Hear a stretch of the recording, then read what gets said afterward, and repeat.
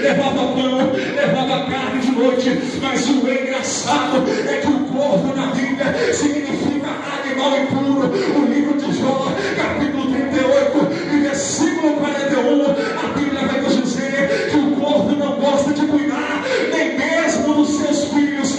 Isso é simbologia. Deus estava mostrando para o profeta: enquanto o povo está na crise, enquanto está todo na confusão, eu ainda cuido de você e cuido bem. Aleluia. A Bíblia vai nos mostrar que de dia Elias comia pão, Elias comia carne e bebia água do ribeiro. Quando nós olhamos para o pão e abrimos o Evangelho, nós vamos ver Jesus Cristo dizendo assim: eu sou o pão que desce do céu.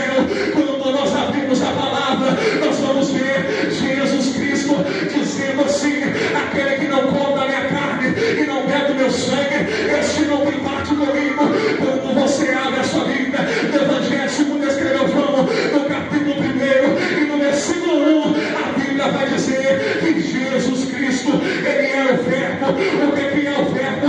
Verbo é a palavra. Elias estava lá no Querite, todo dia comendo pão, todo dia comendo a palavra. De dia ele comia a palavra, à noite ele comia a palavra, de dia comia a palavra, à noite ele comia a palavra.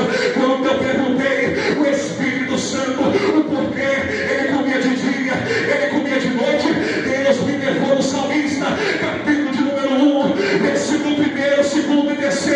Bem-aventurado o homem que não anda segundo o conselho dos ímpios, nem se detém no caminho dos pecadores, nem se assenta na roda dos escarnecedores.